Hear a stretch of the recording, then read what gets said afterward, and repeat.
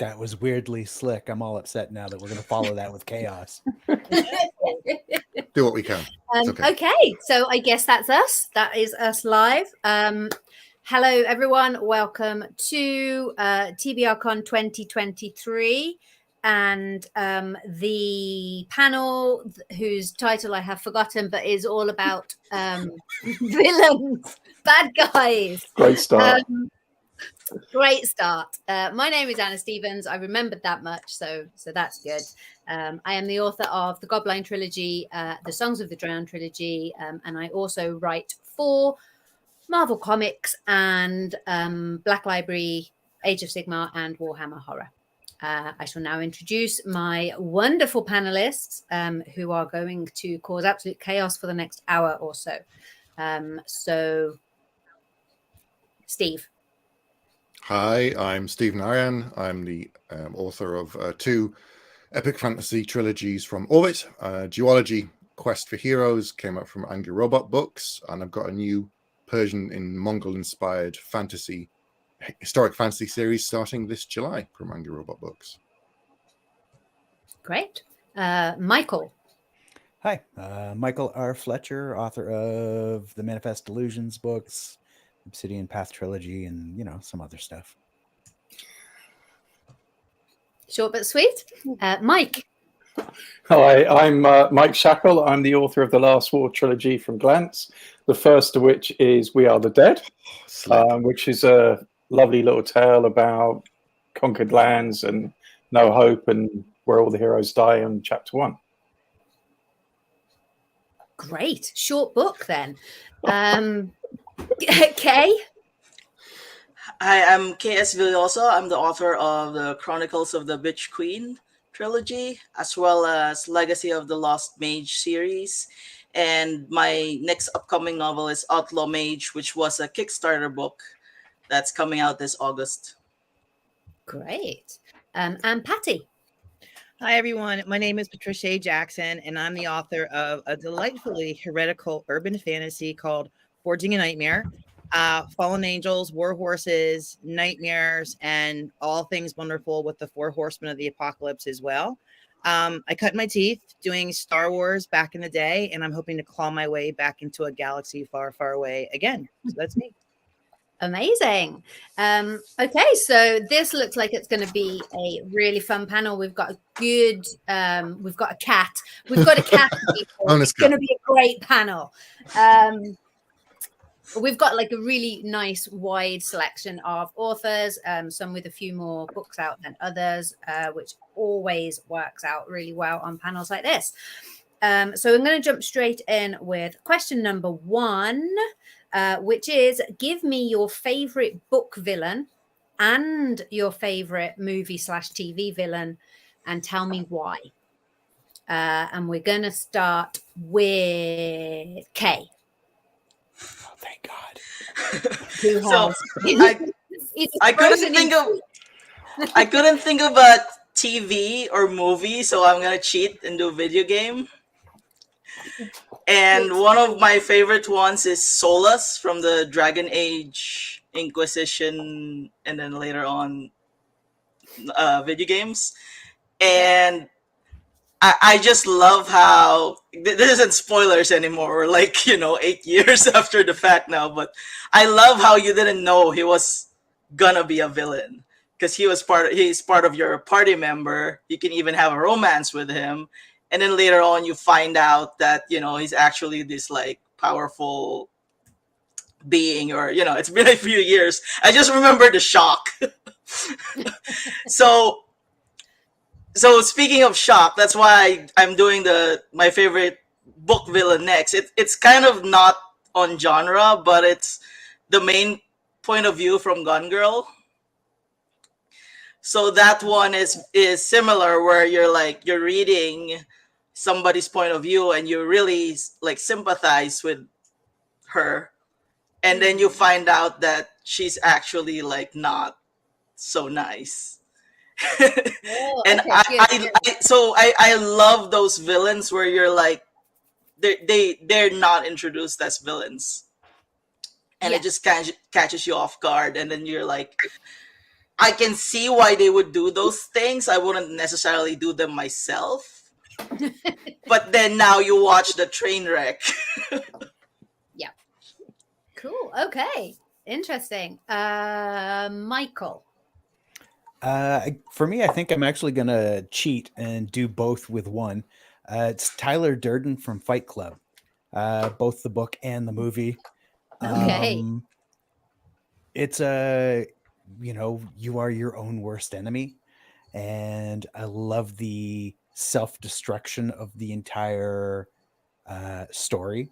And it's geniusly spun. So it's, he is, sort of like the pinnacle. He is what the main character is trying to be, and leading him down the sort of like a, fairly destructive path. And that's part of what it is to be a great villain. It's the temptation. It's the, being drawn to that. Nice. Good answer. Okay. Patty. I would have to say my favorite book villain is Sauron from Lord of the Rings. Particularly after seeing the Rings of Power, Sauron. Because he had an idea of what he wanted to do that wasn't necessarily a bad thing, but went about it the wrong way. I'm really drawn to villains that have a duty, and the idea of what they want is not necessarily a bad thing, and you're hoping they'll come around, but they never do. And you're like, so close, and you just didn't get there. And you'll see this in my favorite movie villain, Darth Vader. Don't soften my boy. Don't do that. He had a duty, and he was trying to see it through, and people just got in the way. And my favorite saying is, the only good Jedi is a dead Jedi. So yeah.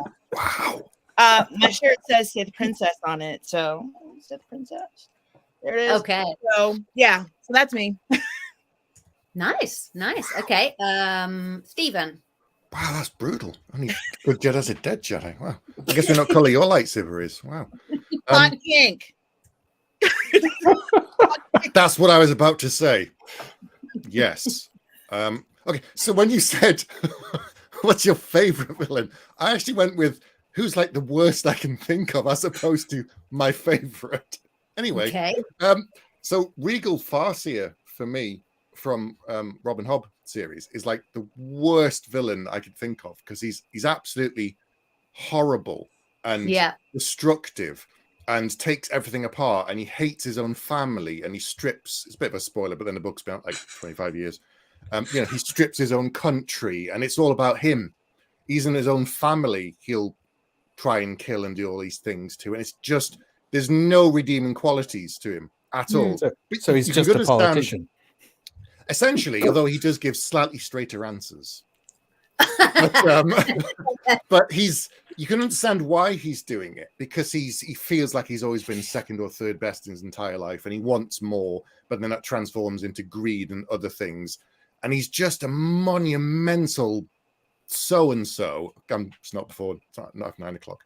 I really don't like him, but he's very memorable, and that's why he's stuck in my mind for the last 15 years.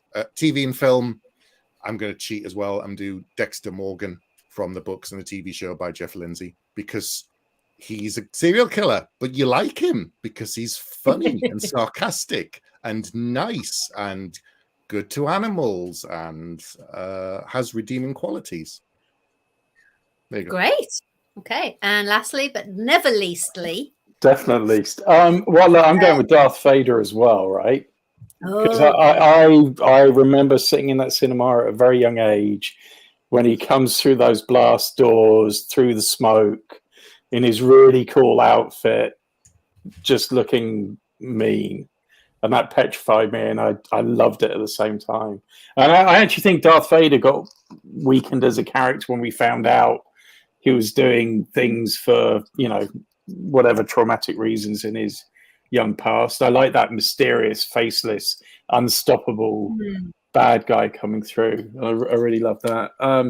With the books, and I'll probably get the name pronounced wrong, but Abercrombie's Mage, Baez, if I got that right.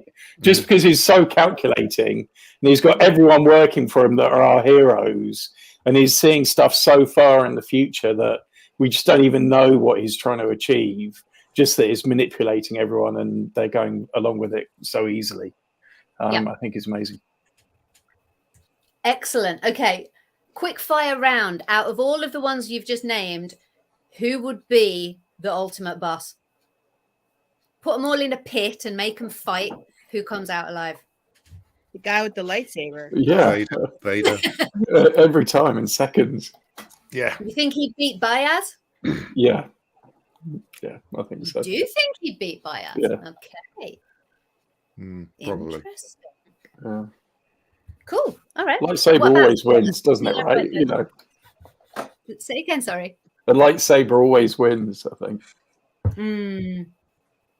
Yeah. Okay. Cool. Okay. Nice. Right. So my next question. So a few of you have touched on it a little bit in your answers so far, but what do you think are the essential components to villainy? So can we nail down an ultimate villain CV? What do you think every villain should have? And I'm going to start with Mike. All right. Well, look, I think villains just need to be the complete opposite of your hero, because that to me, I think, is how they work best. So you've got Superman, who can beat everyone up with his fists. So Lex Luthor has just got a super mind and can outthink him. You've got Batman, who's all about law and order, and you've got the Joker, who's absolute chaos, the man who wouldn't kill against the one who would kill everything. And I think sometimes that's why the evil twin works really well, because it's got all your abilities, but they're evil. You know, so that to me really is just who are you playing off, who's your hero, what's going to be the ultimate thing that you can put against them. You know, Alien, the killing machine that bleeds acid against very mortal, puny people, and things like that. Okay. Anyone else don't you know, you don't need to wait for me to call on you. If anyone wants to just jump in, go for it. It really comes down to craft. And I think that's why emerging writers struggle with the villain. I'm a high school teacher, so I teach creative writing, and the hardest part is having kids write about villains. And it's just understanding that the villain is the protagonist of their story. And just like the protagonist, they have to have a motive and a desire and a goal. And that's the purest way to bring them forward and keep them from being so one-dimensional or two-dimensional, and really brings them to life. And you either love them or you hate them. I mean, there are many times that I will watch a show or a movie and I'm sort of for the villain because they're more interesting. Yeah. So there has to be a Did I just say something? I just revealed myself. That's okay. But in any case, yeah, the villain has to be every bit as thought out. And a lot of times emerging writers will have a faceless organization. You know, you'll have Cerberus from Mass Effect, but there is the elusive man that is the face of Cerberus. You have to have that one character that comes through with the motive, with the desire, and with the goal. Excellent. Yeah. There has to be a good reason, and they have to have self-belief in their own cause, whatever they're doing, whatever they're going after. They have to believe it absolutely. They can't be like, yeah, well, I think I'm going to do this. Well, I don't know, maybe I won't. And you know, whatever they're trying to achieve in their minds is worth doing, and therefore that's why they will push the limits beyond what other people think is fair or just. And the easiest one to point out, everyone knows, is Thanos. His motives are right.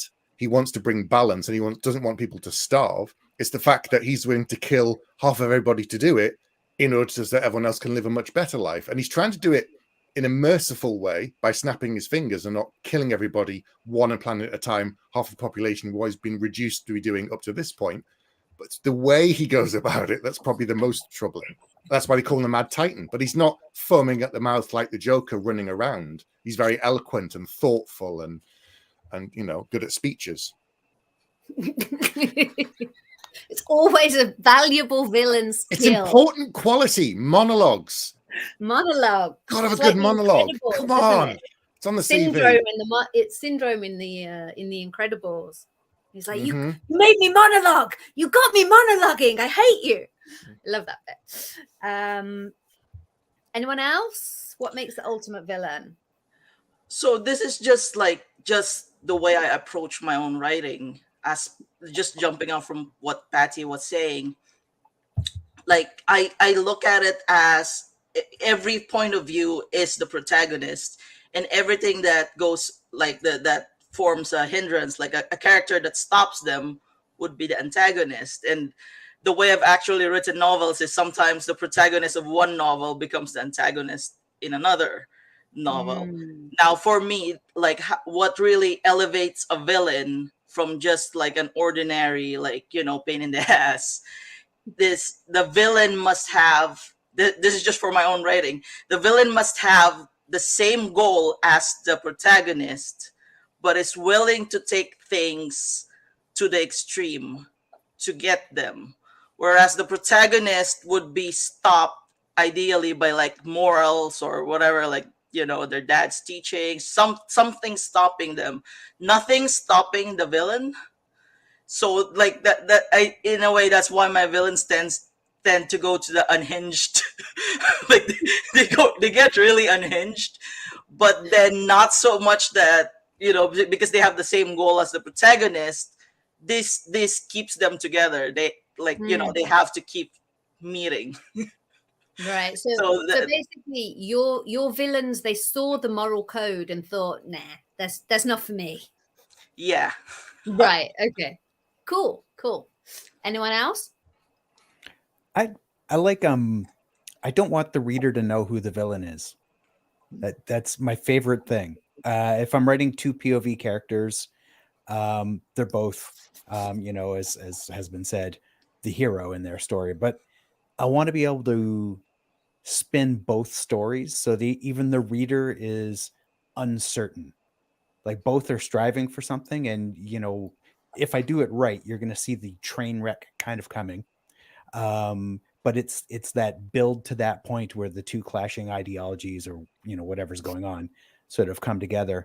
And villainies often, I mean, the difference between a villain and a protagonist is knowledge, information. Whoever's sort of acting on more information has a better chance of actually being in the right. Whereas people tend to be, we go off chaotically, we justify shit after the fact. We actually spend very little time pre-thinking this stuff. It's act first, figure out why you did it later. And so I don't want the reader to know who the villain is. And if I'm going to tell a story from one point of view, it's probably going to be the bad guy, and you'll figure that out later. Okay. Anyone else? Okay, so basically they need to have questionable or no morals. They need to have a plan. They need to have a certain level of ruthlessness. And they need to be, well, as Patty said, one of the most important things is that they need to be three-dimensional. It's a huge thing, isn't it? Where, you'll watch a show or read a book, and the reason why the villain is doing what they're doing just isn't convincing enough. So, I mean, has everybody seen Squid Game on Netflix? Yes. No. Okay. No. I think that's more yes. I think that's more yeses than no. It's just me that's not cool. So I really like the evolution in that show, as how you start off. It's really easy to think of the other players in the game as being the villains, because they are the people who are, like, you're competing against, and they're either killing you or they're working in order to win, and that means that you die, etc., etc. And it's really easy, and it does it very well, that show, is that you focus on the characters, you focus on the players, and you almost forget that someone is controlling all of this and that they are the ultimate villain. And then as the show progresses, you start seeing little glimpses, and you start seeing things like people placing bets on the outcome of the games and who's going to win, who's going to survive, things like that. And then you start thinking, oh my God, well, those people are clearly villains because they are betting on you. But again, there is still that extra layer of someone above who is organizing that as well as all the games. And I just thought that was done really, really well, as well as it being, like a dialogue about poverty and how rich people can basically, get poor people to do pretty much anything in order to survive. It's a huge commentary on capitalism and stuff like that. But it was really subtly done, and it just built layer upon layer. And I just thought that was such a great examination of what it means to be a villain. And then obviously the reveal at the end about who the person was who was organizing it all. Me and my husband were watching it and we went, are you fucking kidding me? It was so well done. Cool. So what's my next question? My next question is how realistic does a villain need to be? So this is going to look specifically at book villains versus film and TV villains. The reason that I ask is historically, if you go away and watch a 1970s episode of Doctor Who featuring Roger Delgado as the Master, absolutely chewing the furniture. He was just insane. Rory Kinnear in Our Flag Means Death, absolutely insane. Just running around frothing at the mouth. He was such an over-the-top villain. Do you think that you can write villains like that, or is that something that is more of a visual experience? Because you love them and hate them, and you know that they're the villain, but there's something almost a little bit endearing about how over the top they are. And I'm just curious as to whether you think you could manage that same sort of balancing act in a book villain. And I'm going to start with Patty. I was afraid you're going to start with me. Sorry. I don't think I've grown up enough as a writer to be able to capture that visual yet. And it could be that I'm just downplaying myself because my beta readers are always yelling at me when I'm taking a bad guy and they're doing something terrible. I hope something really bad happens to them, and you better make sure it happens. So I think it's possible. But you talk about Rory Kinnear, and I want to talk about a villain-esque character that he played that was not over the top. When he played the monster in Penny Dreadful, he was an awful creature. But again, you understand why he is the way he is and why he does what he does, but he does it with such ruthlessness. And that's the villain I like. Over the top villains, I don't question you. You're just doing your thing. It's wonderful. But when you question, are you really a bad guy? Do I want to be on your side, or do I want to be on the visitor side? That to me is a very questionable villain. And he played the best monster of any of the Frankenstein movies ever, because it was just so really, really well done. So for me, I think I'm still learning and emerging as a writer. I try basing my villains on real people. So if somebody crosses my path and I'm like, I can't get you in real life, but I will put you in the book. And I think the book that I'm working on right now, the villains come out very clearly. So yeah, that's just me. I'm emerging yet. I'm not sure if I can capture it. I think I probably have in the past, and I think in the future I will. Great. So you think that kind of larger than life villain does have a place in books? Oh, definitely. Most definitely. And that's attractive to me because sometimes the protagonist is not very interesting. It's the villain that is very interesting. That tells you a lot about me, doesn't it? I am a high school teacher. Just saying. I mean, you basically work with mini villains all day long. All day long.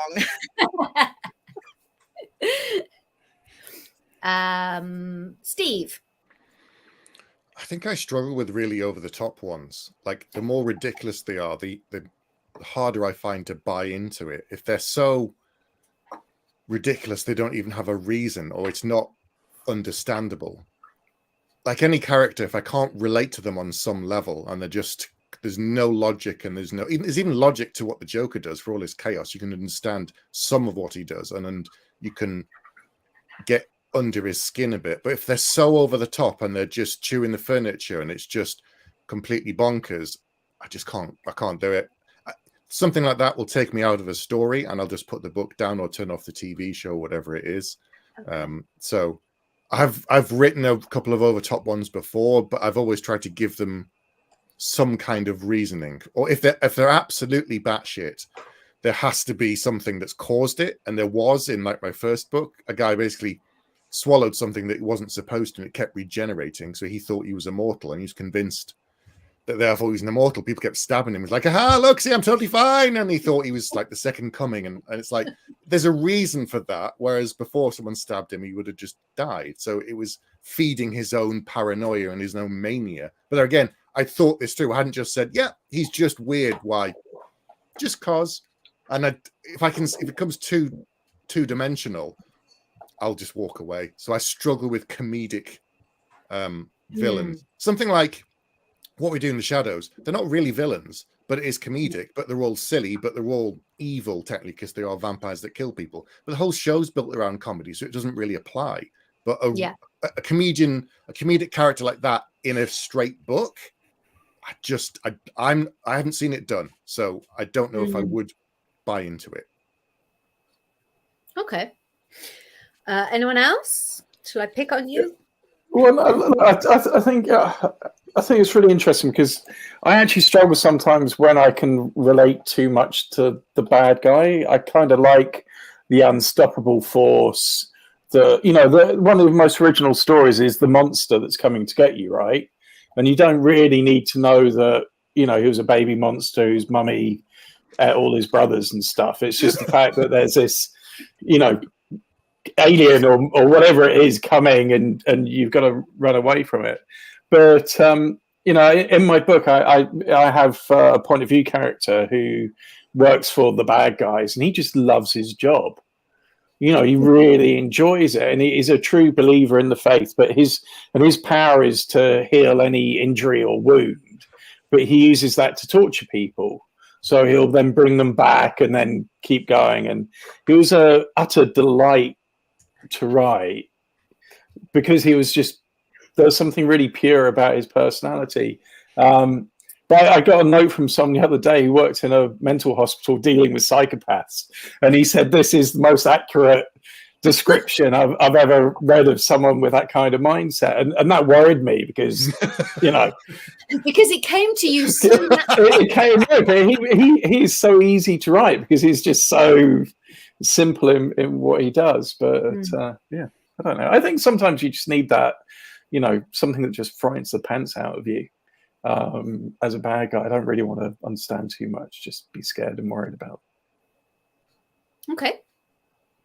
Yeah, I think I'm not a cartoon comic book guy, and so the over the top villain always seems unsubtle and silly. When you look at sort of their reasoning and their choices, Thanos snapping his fingers is like, so there was no other solution to overpopulation than wiping out. You've got all these stones and all these magical powers, but that's the best you could think of. Like, really? I'm pretty sure in 30 seconds or less, I don't know, like population control, there are other options. Make more planets where people can live. And hey, you just killed like trillions and trillions of souls, but guess what? They're still breeding. You're going to have to just keep doing it every few 100 million years. You're like, to maintain your perfect balance. Like, really? Like, if you thought this through, and they're all like that. So the unsubtle villain, I just don't like comic book things. Not my speed. Okay, that's fair enough. So, I struggle a bit with the word realistic, because what each of us think is realistic is actually constrained by our biases. So what one person may think is realistic may not be to Yeah. other people. And I've dealt a lot with this with my series, where people who have not maybe experienced what the main character has experienced, they think, oh, it's unrealistic that somebody like a queen who's stuck in a strange country without any help would act that way. So so there's just like stuff like that in my head, that so a villain, like someone being over the top, not necessarily unrealistic depending on how that character grew up, because remember, this is a world where serial killers exist. Jeffrey Dahmer existed.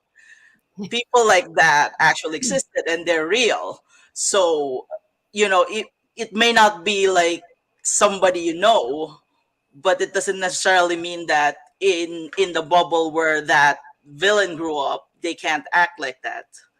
So in my series, I actually have one of those really over the top villains. Like I just went unhinged with this character. Like I my fingers felt dirty writing the scenes where he was in. Like I swear I wanted to burn my fingers off after I wrote these scenes. And I didn't try to do anything explicit. They're just creepy.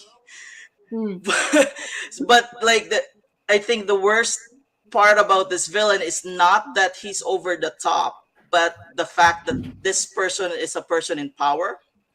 Yeah. And other people allowed him to get to that point. And that was like what I tried to portray in like the whole Bitch Queen trilogy, was the extent that people are willing to let like unhinged people get in power and not do anything about it because it serves their interests.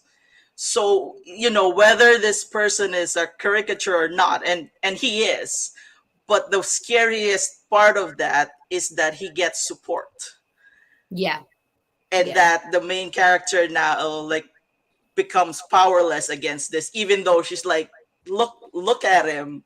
Does anyone else see this?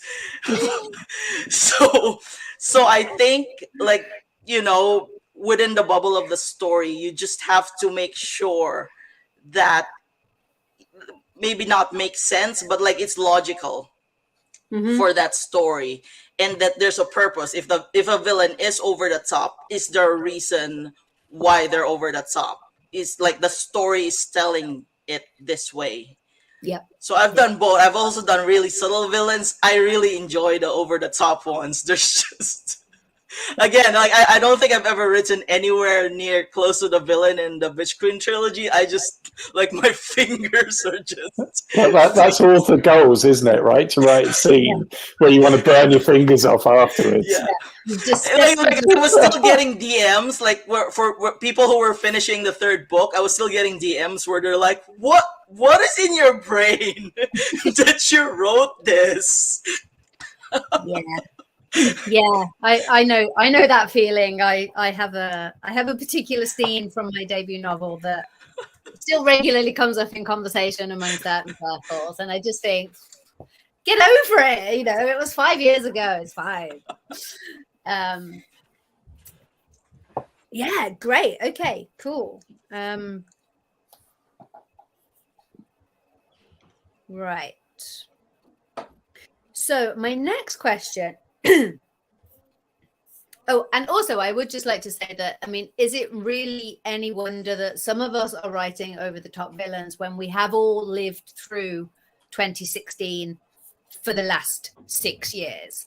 So, I mean, we are all products of our environment, and our environments are pretty ridiculous at the moment. Okay, so what, in your opinion, do you think authors get wrong when it comes to villains? So we're not here to, out our secret authorial nemesis and say, well, actually, such and such is really shit at this. But Glad Mike's here. So, Mike. Well, what really annoys me about Stephen's books? Yeah, come on. No, you're excellent. I love your work. Oh, it's I feel bad lovely. now. Yeah. So, No, I don't. we can also look at TV and film, but where do you have anything where for you there was a villain that just didn't work? We don't need to potentially mention the book title or the author if you feel like that would be a little bit uncomfortable, but is there a certain trope that you see cropping up that just doesn't work for you? We've kind of, Michael, you've said that you don't like the cartoon type villains. Personally, I'm not a huge fan of like the mustache twirling bad guys either. I like them to have a very real motivation for what they're doing. It might be unhinged, but it is theirs and they love it. And, I think that is really important when it comes to writing a three-dimensional villain. But, what do you find that is unconvincing or it just doesn't work for you? So something that sprung to mind for me was we recently watched the latest and absolutely the worst installment in the Texas Chainsaw Massacre franchise. I think I drank through most of it, and it was like on a Sunday afternoon, so that tells you a lot. It just didn't make sense from the start. It was supposed, the Texas Chainsaw Massacre was actually supposed to be the same character, as far as I can tell, from the original in the 70s, which would make him of a certain age. And his mother was still alive, which would make her over 100. And it was bad. It was so bad. Related to that then really is the age thing and the timing thing. So say you've got a villain, they do this on TV shows sometimes. Like they'll say, oh, they've got this villain and they've got this plan, and then maybe the TV show does really well and they're like, yeah, add another 5 years, and then suddenly you've got to add a new wrinkle to what their plan was and they've already achieved it. Oh, but actually what we actually wanted was this other thing, and then this other thing, and this other thing, and it gets more and more convoluted and the plan gets more and more complicated. And I wish they'd think about these things ahead of time. Like in anything, whether it's TV or film, TV in particular, but especially books, like if they achieve their objective, the villain, then what? What next? What is their utopia? What is the next kind of stage or plan? And I think TV suffers sometimes from, it's done really well, do us another one, let's milk that cash cow to death, and then it just disappears up its own backside because they can't work out anything anymore and they have to scramble around, and it turns into a lost situation where it doesn't make any sense. But it's about the journey. No, it's not. It's not about the journey. It's about thinking things through ahead of time. It's not what the mystery, the joy isn't what's in the box. The joy is telling a good story and having a villain that's interesting, not, well, The Walking Dead has run to 10 seasons? It's got spin-offs, don't worry. More spin-offs are coming. Michonne and what's his face, and Daryl Dixon rides his bike across America, and Walking Dead. I'm not joking. They're coming. Walking Dead, the Top Gear version. Basically, yes. Daryl Dixon driving his bicycle across America. There's 3 more spin-offs coming. It's never going to end, the Walking Dead universe. But don't worry, we've now got the new show that's about mushrooms and dead people. So you've got that to look forward to. Great. Okay, so there's one answer. And I just want to say, I am so happy to find someone who loves the Texas Chainsaw Massacre as much as I do, because I thought I was just alone. I haven't seen this latest installment, but now I have to. I will make sure I don't drink, but I will make sure there are libations here, just in case. I hate evil for simply the sake of evil, and I call it the "Daddy didn't give me a pony" syndrome, where the character is just I'm just going to be a complete bitch and destroy stuff because daddy didn't give me a pony. And it goes back to what Steven says. So you get your way, you accomplish your goal. Now what? And if you cannot answer that question, then you did not answer the question of craft, you know, of what the character's desire, motive is, and what their end goal is. And I hate when you entrust yourself to a writer or to a director when you're watching a show. You are giving them your soul for a few moments of time. And when you lead me down that path, and I kind of roll my eyes here or roll my eyes there, but I stay with you, and I get to the end, and it's a question of daddy didn't give me a pony, or daddy didn't give me the estate, daddy didn't give me enough attention, particularly when it comes to female characters, I'm over. I will never pick up another one of your books. Because if it's a question of a female character whose daddy didn't give her a pony, honey, you could have gone and got your own pony. You didn't have to wait for daddy to give that to you. And that's one of my biggest pet peeves. I have wasted 90 minutes of my life, you know, or a few days of my life with a book, and I can never get that back because I trusted you. And you gave this weak idea, this weak motive of the villain. And yeah, we conquered you. The bad guys failed, but what was there to fail? There wasn't much there anyway. And that's just tragic. Wonderful. Yeah. Which of Yeah. The only thing I really dislike is when there's a scene that's just totally gratuitous, awful thing that goes on that just serves a purpose of saying this person is evil, so we're going to get them to do something utterly horrific. And I've written shocking scenes for my books, and Anna, I know you've got the scene that everyone freaks out about, but there has to be a narrative reason for that, not just to go. Yeah, exactly. It's not just a cheap thrill, a cheap shock, and that to me just irritates me every time, where it just feels like someone's showing off about how bad they can be as a writer just to freak people out without it serving a narrative beyond, this is awful. Yeah, I mean, it's a little bit like, was it the early noughties where there was a lot of classic horror films got remade, and they did just go into like they went down the torture porn road. Yeah. I'm thinking, I mean, okay, yeah, the Texas Chainsaw Massacre, the latest one, which came out a couple of years ago, I think. But the remake of The Hills Have Eyes, which was a really good classic horror from like the 70s, and it was a commentary on like nuclear fallout, and again it was about poverty and people who don't have anywhere else to live, so they have to go and live on the test site, and they deal with all the it's still radioactive, and it changes them, and that their children are born with illnesses and malformities and things like that. The remake, it was just like, it was the absolute worst part of all of those things, but without any of the sense behind it. So it was just like, I'm ugly, so I'm going to rape people. And I'm like, you have missed everything about that original film. Nuance. Yeah, there was no nuance. There was, you literally just bludgeoned us with overlong, far too graphic scenes. And there was no plot, there was no story. The original, we actually felt sorry for some of these people because it wasn't their fault. But the remakes, no, horrific. Sorry. Anyone else?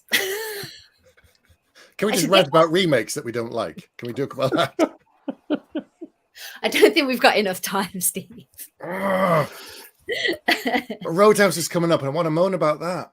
I love Roadhouse. No one puts Swayze in a corner. Just saying. Amen. You just can't. You can't. No one can beat him as Dalton. It's just nonsense. That's it. I'm done. Okay. Can we all agree that if they remake The Princess Bride, we riot? Somebody's getting their house burnt down. You and me. You and me. We're Oh, gonna Anna, sort- you're my new best friend. You are my absolutely. I will bring the war horses. There we go. Nice. I will bring the fire. That sounds terrible. Okay, moving swiftly on. Actually, no, I saw there was a really good question from one of our viewers. We have viewers, people. Let me just go back to... Okay, so Alan Cheeseman says, what about opportunity villains? Right time and circumstance turns a character into a villain. Has this happened to you during discovery writing? Does anyone want to tackle that one? I know I've just sprung it upon you. I personally have had the opposite happen, where a tiny side character who was only supposed to be in it for 2 or 3 scenes ended up becoming a major protagonist in the trilogy. And like, I mean, she did become a full-on hero rather than a villain, but Major Tara Carter from the Godblind trilogy was, she was not supposed to be there for very long. And she ended up having one of the most exciting arcs of the whole trilogy, I think. And I know that a lot of people are still very upset with me for what happened to her at the end. But, you know, it was fitting in its own way for that character. So I've definitely had it where characters have just sort of refused to leave the page, you know, and they've sort of turned up and said, no, we're not done. There is so much more that we need to do together. Come on this magical journey with me. I love characters like that. That's the best. They are the best characters. They really are. They end up becoming some of the most exciting, I think, but also some of the most dear to the author. So, I mean, Tara is, you know, will always have a special place in my heart. And actually, when I started fencing, I named my first sword Tara. So there you go. But has anyone else done it where, like, a character has become a villain that they didn't see happening? I've had characters that became villains in future series. Usually, like, I won't do it halfway while writing because I've already like have a plan of how the novel is in my head. Have a plan? God. I'm like I do both pantsing and plotting, so I will plot a bit, but it has like the major turning points and whatever. And then I've like, as I'm writing, if it turns out that there's somebody who's like, I'm actually the villain, then I'm gonna have to go back and redraft with that in mind, because otherwise, like, you know, all the foreshadowing and stuff will not work.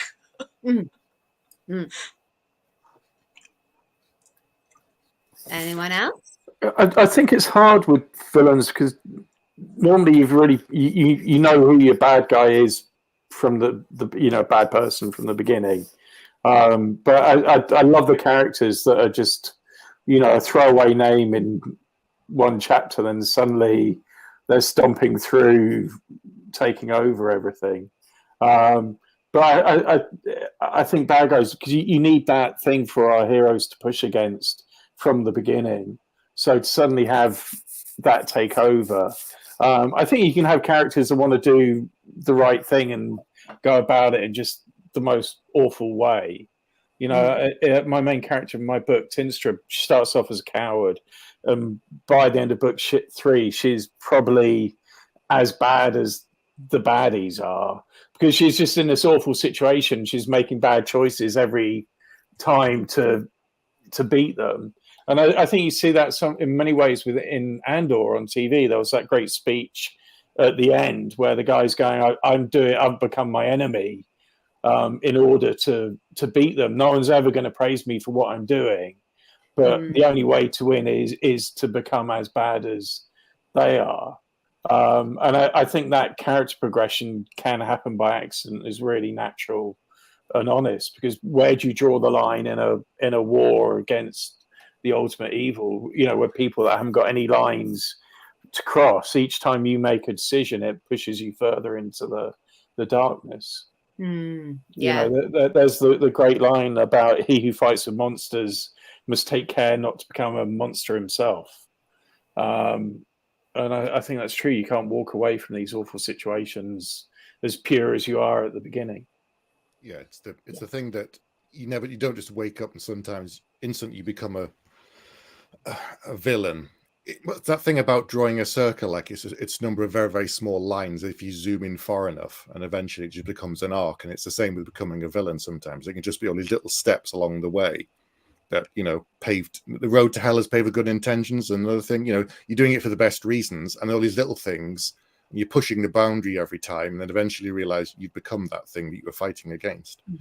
Unless Daddy didn't buy you a pony. Unless he didn't get you a pony, in which case it's Daddy's fault.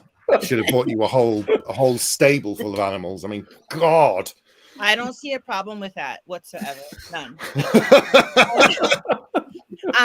I'm sort of infamous for calling my first draft unicorn vomit because that's just my inner 8-year-old telling the story. And you know how little kids tell their story. It's just kind of all over the place. And sometimes there are characters who are stars that are misplaced and you just don't know where they're supposed to be. And I'm a pantser, unapologetic. I am a pantser. And when I get to the end of my story and I go back to start my revisions, these stars map themselves out to be constellations. And you're like, oh, I didn't notice you at first, but now I'm paying attention. What is it you would like to do? And in this opportunity, they become something greater than themselves. I have a protagonist in a work in progress who becomes this wonderful good guy at the end. He was brave. He's a coward in the beginning, and then he shows himself very brave at the end of the story. But there were some throw-off villains that were just there to poke and malign and put the hero down for a moment. I'm like, I'm listening to you. What else would you like to do to them? Because I would like them to be destroyed a little bit more. I'll bring the band-aids. And then this character just grows and becomes something ultra frightening, again, based on some real people. I need to clarify that. But in any case, they become something more, and they really shape the story, and they shape the bumpy road that your protagonists may have to go through to get to happily ever after, whatever that might look like. And a pony. And a pony. Right. So everybody never piss off Patty. Okay. I mean, we all say that we're going to put someone in our books, but she's probably going to name us in her books. So, just tread carefully, guys. Tread carefully. Anyone else? No. Okay. Okay. Backstory. I love a villain backstory. So what is your advice? So this was more an advice question. What is your advice to writers about how you justify why the villain is the way they are? Are there certain cliches that you think that writers should avoid these days? It is 2023. I had a little bit of a rant in my question about this, which I'm not going to go into because I'm sure someone else has similar thoughts on it. So I will let the panel speak first, and then I'll rant. So, villain backstory. What do you think makes a good villain backstory, and what do you think people should avoid including? I like including villain backstory only if it's relevant to the main character's journey. Okay. So it's only if by discovering the villain's backstory, the main character will discover something about their own journey, where they're learning something about the villain, and then they're like, oh yeah, that's oh God, something. I do that too, kind of thing. Or they share a common history or something. There's some genres where it's absolutely not required. I'm thinking like thriller or whatever. They can just do the killer's a killer. We just need, it's because of this and that's it. We don't need like an involved plot about why they are the way they are. So for me, it's more. It very much depends on each novel. Okay. Anyone else? Yeah, I think if it's advice for writers for backstory, I would say don't. Discover it as you're writing. Honestly, the biggest difference between writers and want to be writers is the want to be writers are working on their backstory and their world building, and they're not writing. You can wing that shit. You will figure it out as you go. And sort of secondary to that, whatever your first idea is, throw it in the fucking garbage. That's the one that everyone's going to get. So toss your first idea. Don't spend too much time doing backstory shit because you'll figure it out as you go. As far as backstory goes, I think it's important for the writer to know, but it's not important for you to tell necessarily. There have to be reasons why your villain's doing what they do, and that will come out. I very much agree with Michael in that respect. But I still think you need to know in the back of your mind. Writers become experts at some of the things they're writing about, but then you become a know-it-all when you tell it on the page. It's unnecessary. These things will unfold as to why there is a conflict between your villain and your protagonist. Yeah, I hate to agree with everybody, but it's a case of you have a world. It kind of mixes whatever three people have just said. You have a world Bible, you have a character Bible. How much you reveal is only as and when necessary as it comes through the story. You may not ever tell. There could just be an unstoppable force, the villain. And it's just, if they don't discover the reason why, fine. You may not have thought it through. You may have it pages and pages that you spent months planning and writing down. Unless it comes up in the story, it is junk. And the reader does not need to know it. We're not Dan Brown. We're not saying the fact that I've done all this research, so now you're going to learn about all this research. That's my book is now 700 pages instead of 300. So if it comes up organically, fair enough. If it doesn't, you cut it out there. Just don't put it on the page. I don't know. I wouldn't mind Dan Brown's sales. so maybe he's doing it right, and maybe we're doing it wrong. I don't know. No, and again, not to knock Darth Vader, but because I love him as a grown-up bad adult, but seeing him as a poor little boy kind of took the fear and the menace away from him. For me, I didn't need to know that backstory, let alone sit through 3 movies of that backstory. And I think what's really interesting is whether you like the Obi-Wan series, but turning him back into this relentless killing machine, actually, I thought worked really well for him, because suddenly you were scared every time, you walked into a room with him, or in Rogue One when the guy's going up, well, actually, I need a promotion because I just built the Death Star, and his reward is getting force choked. That's, for being so impertinent. But that I like that. It's suddenly frightening again, and even in Andor, the fact that the society was the bad guy in many ways was terrifying, but I didn't really need to know how that came about. It's just that you're in this world where anyone could turn on you at any point and things like that. So you need enough to petrify people or to make them worried or fear for the life of your protagonist. But other than that. Interesting. Okay.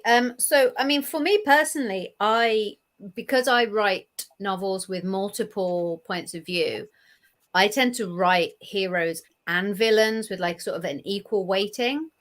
And so for me, if I'm going to give the hero's backstory and the hero's motivations for why they're on the side of right, then it's only natural for me to write the villain's backstory and why they're on the side of what they believe to be right. So I will always, I will always stick as much of a villain's backstory in there as I would of the heroes. But I'm just wondering if there are any particular tropes that you think are tired and have been done to death as to why someone is evil. So we've got Daddy Didn't Get Me a Pony, which is very valid. We have a comment in the chat from Katie Tree, who says that basically Katie is sick of queer coding villains, so that only the villains are queer coded, which absolutely massively agree with that. There was actually, I read something not long ago about how when Daniel Craig was playing James Bond, I believe he did 5 James Bond films, 5 or 6. And out of the 5 or 6 villains that he faced off during his time, 4 or 5 of them, so one less than the films that he did, was coded with some sort of facial disfigurement, which I recognize I've just stepped away from queer coding villains into disability coding villains. But it is another trope that I think we come across too often. So facial disfigurement, some kind of physical deformity or disability. And the reason why the villain is evil is because they've got a scar on their face. So I think things like this, as well as, only the bad guys are queer coded, is the kind of thing that we as writers, we sort of have a responsibility to step away from. It has been done for potentially hundreds of years now. And, we're clever enough to come up with other reasons, so I mean, some of the other big ones is, the male hero's lover / girlfriend / wife / daughter has been raped or mutilated or murdered, and therefore the story is all about him because he is sad. And actually, why is it not about the female character? If she was murdered, it's going to make it very difficult. But, if something has happened to a female character who has survived, why is it about the man getting vengeance? Why is it not about her? So for me, these are the kind of tropes that I think that we should steer away from. And I'm just wondering if anyone has any others that they would like to add to that list. I just want to answer Emily Steigerwald's question where she talks about, so tell enough to make the hero or the reader uncomfortable. The answer to that is definitely yes. You want to put everybody off balance as you go forward in your story. But as far as tropes, as we hate gatekeeping, we must be careful that we don't become gatekeepers. Because I have a friend who's writing a wonderful fantasy where the villain is a drag queen, and I am totally in love. But I think villains should be sexy. Villains should not just be these horrible, awful people. If you really put the heart and soul that you put into your protagonist into your villain, I don't think some of these tropes become so much of an issue. We always talk about the angry Black woman and how that's a terrible thing. I'm a Black woman and I'm very angry sometimes, and I dare anybody to take that from me. Yeah. And I can be a villain. I can be the protagonist. I can be the mentor character and remain an angry Black woman. So we have to be careful of gatekeeping within the gatekeeping. I went to the internet and said, okay, what are the top 10 cliches of the villain? And one of them was keeping henchmen who are not so intelligent. Well, if we're going to stay true to form, a narcissist is not going to keep anyone around them that is smarter than them. Yeah. So that's a real thing. The other goofy one was having a deep voice. Yeah, that's a real quick way for Patty to be on board with the villain, a good deep voice. I'm totally right there. And I'm trying to think of another one. Let's see here. Oh, being unhinged. I think in the world that we currently live in, sort of post-pandemic, some of us are a little unhinged. I get it. I'm totally, and I think it was Steven, I think several of us have talked about being able to relate to a villain for various reasons, that you're just a little off balance. And I'm paying attention to those things. Can I relate to you more so than the protagonist in some ways? I'm really showing my colors here, aren't I? But that's okay. I'm looking for good villains. So my main message is we must be careful not to gatekeep within gatekeeping. I am not going to sit here and say Black people should never be cast as villains, because that's wrong.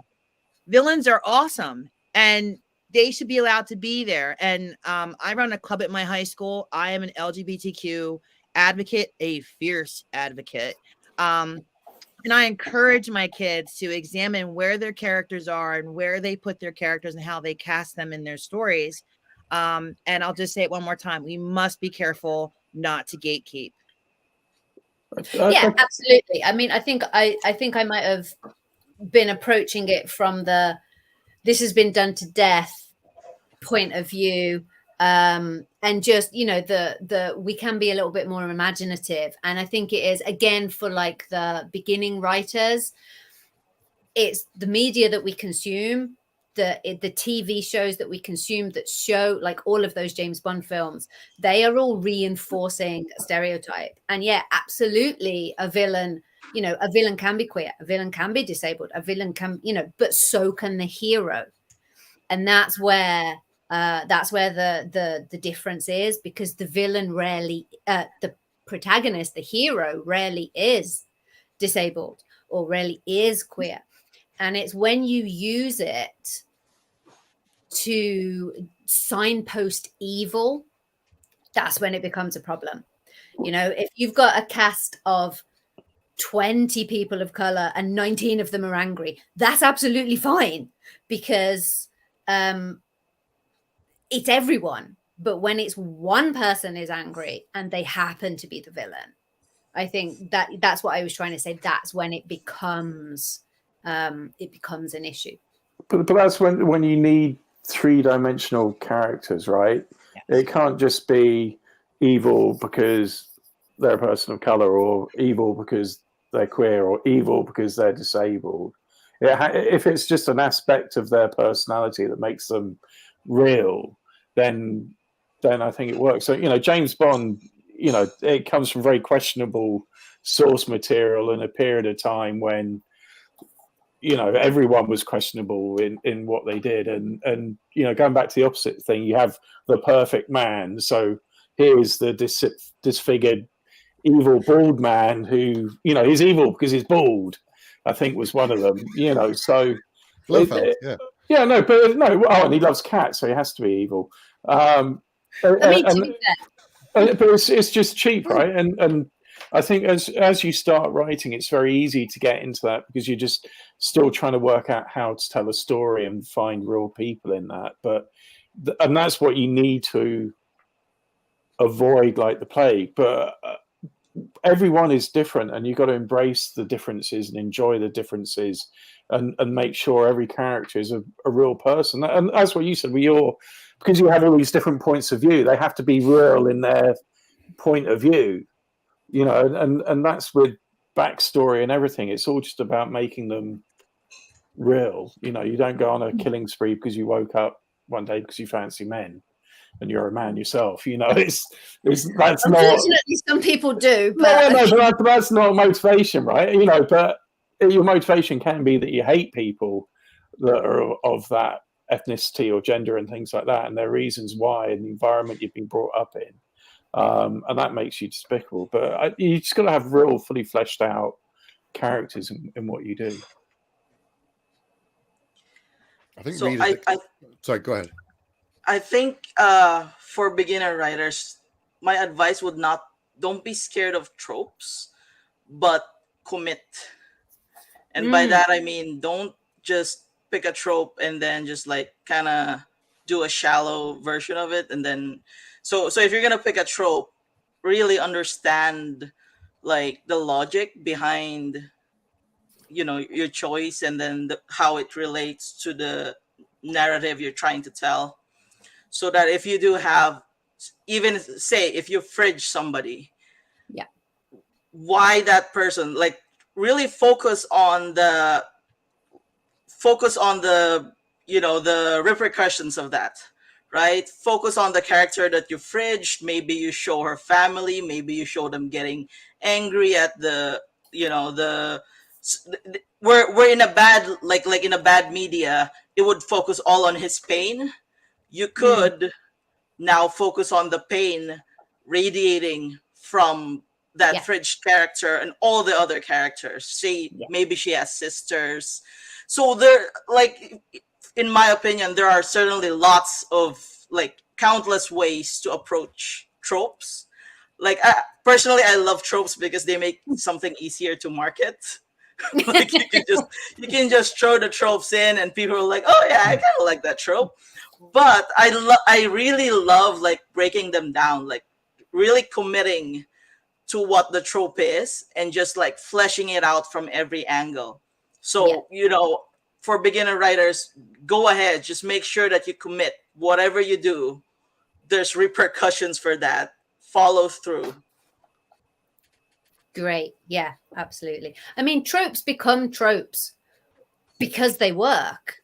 It's just that sometimes they also get done to death, and you kind of need to take a break from them for 20 or 30 years and then come back, and all of a sudden it feels fresh again, If you can use a trope and do something new, then that's the thing. I mean, you see waves in everything, whatever it might be. We go through themes, and there hasn't been but you have westerns on TV and films for years, very, very popular, and then they kind of tailed off. But every now and then a western film will pop up, even these days, and it's something a bit different, it's something a bit original, something a bit unique. And I think it's the same with tropes. If you can do, well, with any aspect of writing, if you do something a bit different and something cool, then why not? Like, yeah, I also think readers are a lot more demanding, or they expect a lot more. Going back to the books that I read as a teenager, I think I'd be slightly horrified. My brain was still developing, and I'd read them and be like, "Oh, that was brilliant!" And I'll look at it and go, "It's very black and white." But at the time, it felt very, very complicated. As a 40-something-year-old man reading it now, I'll be like, I could give this to a younger cousin, but I can't read this anymore. I need more. And so it's the same for villains. I would need more. And as you said, for someone who investigates their own murder, you should read Rachel Rising. It's a comic book series by Terry Moore. It's a woman who is killed and wakes up in her own shallow grave where she's been strangled to death in the woods. And then she solves her own murder. Wow. There you go. I would also add The Dying Squad by Go on. Adam Sincox, Well I done. believe. Adam, thanks. Which was really good. Okay. Anyone else on backstory? Yeah, I'd throw in, touching on tropes again, expanding on what Steve said. They're great for setting up the reader, because the reader's going to recognize the trope and you lure them in, and then you absolutely fuck it sideways. And you're like, what the fuck? And you're leading them. It's like, oh, here's the grizzled warrior. You've seen him. You know this character. Like, no, you don't. So to me, it's tropes are best used for manipulating readers. Nice. I love the grizzled warrior. Who doesn't? No, but there's a thing, and that's why they're so good sometimes, because I would love reading. Maybe it's because I'm old and achy myself, but I'm well past my prime. But there is something really great about that Noel Druss, the legend type character. Up for one last fight. Every time. Okay, so basically what you're saying, Michael, is that we love the grizzled warrior, but so does this succession of attractive young twinks. Would be an example of that would work. Fucking sideways. Okay, cool. Right. Next question. Self-awareness. Can and should villains know that they're the bad guys? Anyone can kick us off with this one. I want to say sometimes. Okay. Hedge your bets. Sometimes it's fun to have them like actually feel bad for like a second, and then they go back to their killing ways. Sometimes it's fun not to have them self-aware. It's different strokes. Yeah, absolutely. I think you mentioned growing up in 2016 and that the horrors that have gone from that. I can look at the modern world and wonder about people like Trump or Putin. And how do you sleep at night type thing. And are they self-aware that but they are the heroes in their their life, right? So they're aware of the decisions they're making, but they don't think they're bad or they're necessary evils to achieve what they want to achieve. And I think that's where it becomes really difficult. I think there's so many people around me that I don't understand how they can do what they do. You know, I would burn down the Conservative government in the UK in a heartbeat, but there are hundreds of thousands of people that vote for them and think they're amazing people, right? You know, but to me, they're the greatest villains of the modern world. And it's the same with the Republican Trumpisms and things like that. But I can appreciate other people think that's the right way forward. I don't know where I'm going now, just rambling. No, because, you know, I'm just thinking that when you look at these people, I was with some kids that fought a racist book ban in our school district. And I'm looking at these people, and how do you ban a book for little kids called Pink is for Boys? Because it was racist and it upset you. How did it upset you? And they can't tell you. And there's a certain sadness because they think that what they're doing is correct. And I think they harbor some doubt, some of them, the more intelligent ones. I wonder if I'm doing the right thing. I'm trying to protect kids. That's their notion. I'm trying to protect kids. I'm trying to protect all kids. But what they're really protecting is little kids that look like them and their fear, their own inner child and what that child looks like. So the villain that is self-aware that I have to do this, I have to crack a few eggs to make this delicious omelet. And I'm going to go forward no matter what, because at the end, it's going to be so much better. And it's not. I think they should be self-aware in some respect, though it is tragic to have a villain not realize that they had gone quite so far and that they've broken some things. But I also think that's cheating too. I feel they did that with Darth Vader. I'm with Mike. Mike's my new other best friend. With Darth Vader, I wanted the mystique. I wanted the darkness to stay because it was a choice, and you're not going to bring me out of it. And how much more tragic is it if I'm going to stay? And that was wasted, unfortunately. I think so. How do you? I mean, do we dare mention the sequels? I mean, like the whole Kylo Ren arc, he is very much self-aware. I mean, he has literally taken Darth Vader as his mentor. He's 100% self-aware of what he does. Do we think he's a convinced? I mean, aside from the fact that it's Adam Driver, do we think he's a convincing villain? I feel he's a convincing villain until the end. And you can save the girl because there are people who like that little romance arc, and I don't take that from them because I'm one of them, you know, but love you, can't be with you, bye. And away we go. So that would have been so much better, so much more tragic in my mind, you know, for the sacrificing, blah, blah, blah, whatever. We're done with that. I think the whole film suffered from what I said earlier is that they hadn't had a plan from the beginning, and so they made it more and more convoluted, and the evil got more and more worse until they had to dig up someone who's been dead and give him some smelling salts and make him the villain again. Why?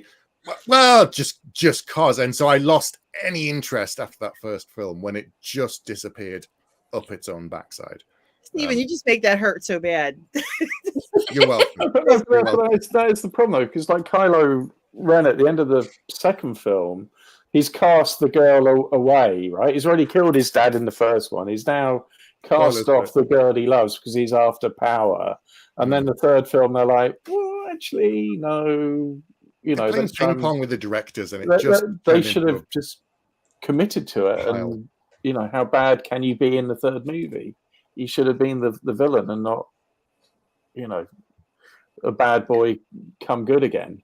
So what we're saying is that the true villains of the sequels were the writers, and no, they are not self-aware because they got paid. They wouldn't have done it. They got paid.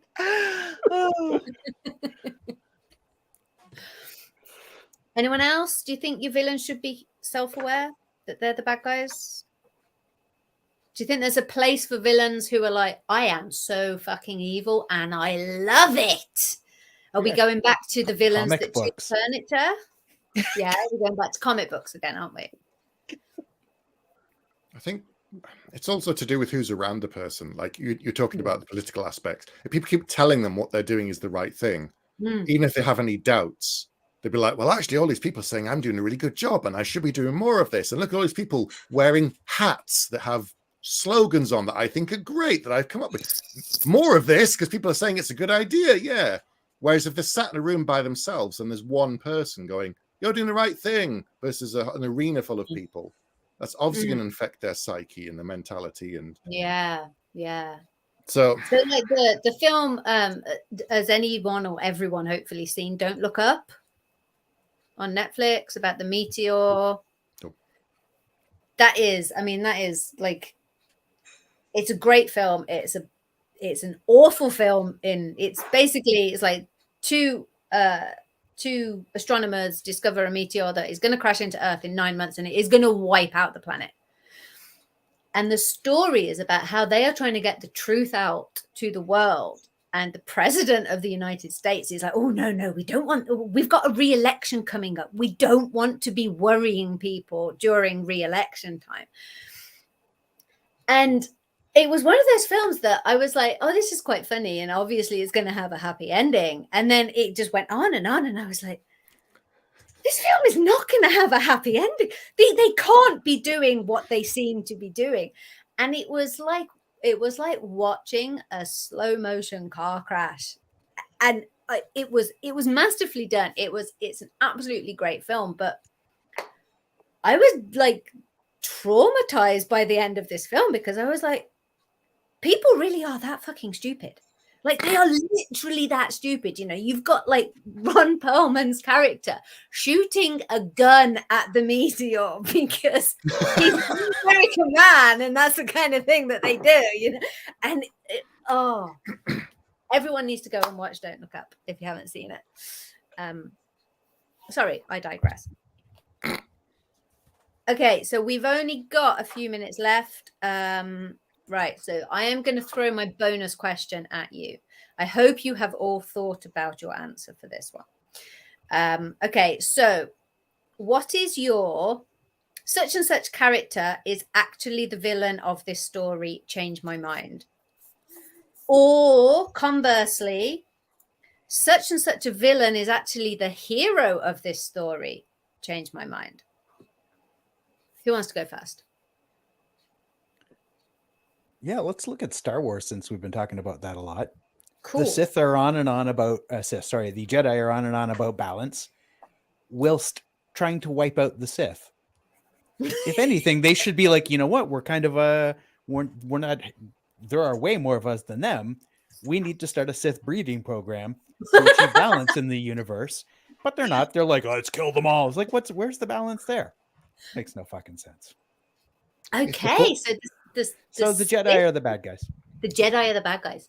Michael's my new best friend too. If the Force is a power that's neither good nor evil, and it's merely down to the person and how they manipulate it, surely you can steer someone from the dark side back to the light who has the power, and therefore more of the Sith can convert it. Surely, if there's more of them. But they have to be, for balance, they still have to be, naughty, and occasionally electrocuting people and force choking them when they ask for a raise.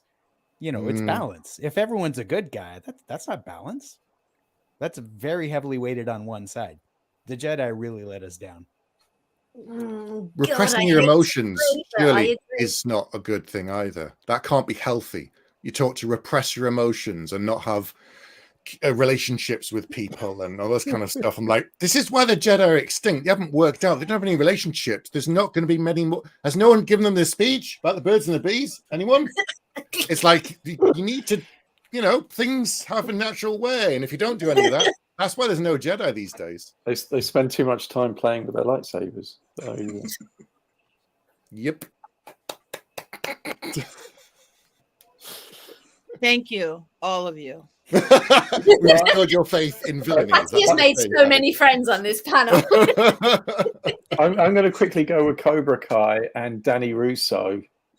Yes. Who is absolutely the bad guy. Yes. Because I can't remember, basically because of his high school trauma, it was something that happened 30 years ago. He's gone out to wreck some guy who's trying to restart his life.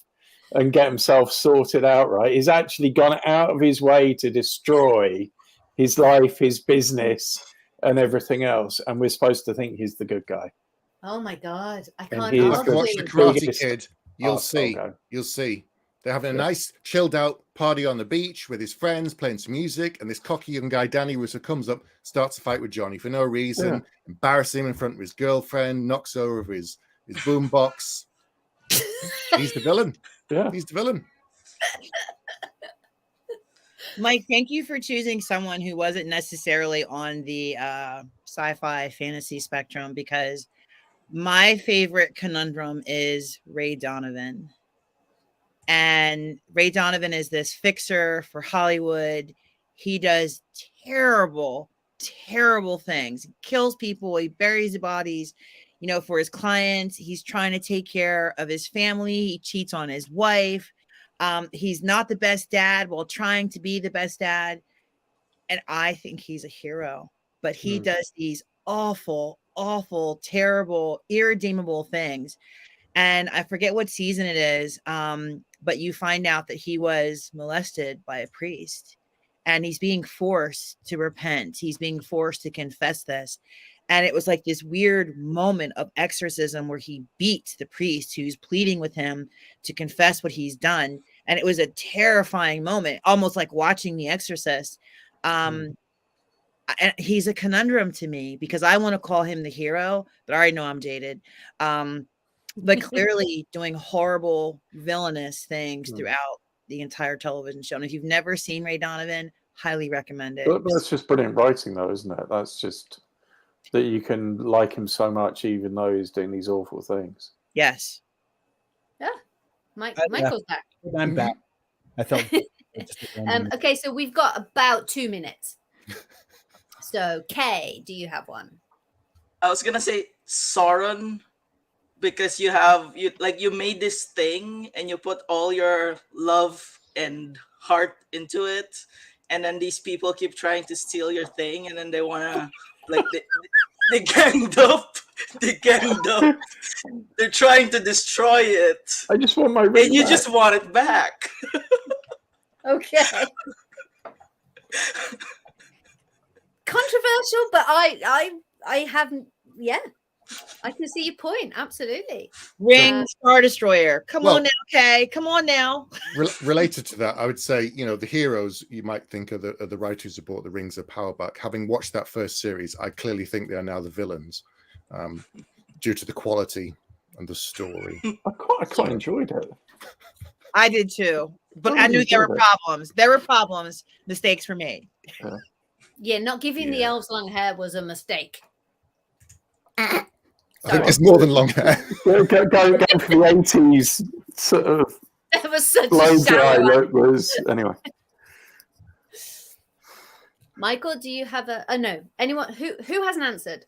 Has anyone not answered? Okay, in that case, I am going to wrap this up with. So I am going to bring it back to books, and I am going to say that a villain who is actually a hero, in my opinion, is General Oyang from Shelley Parker Chan's She Who Became the Sun. He is a general in the army. He is trusted. He is quite beloved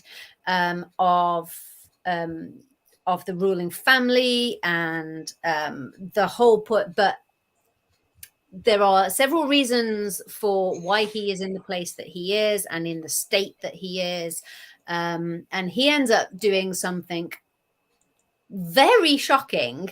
And he is just such a complicated character that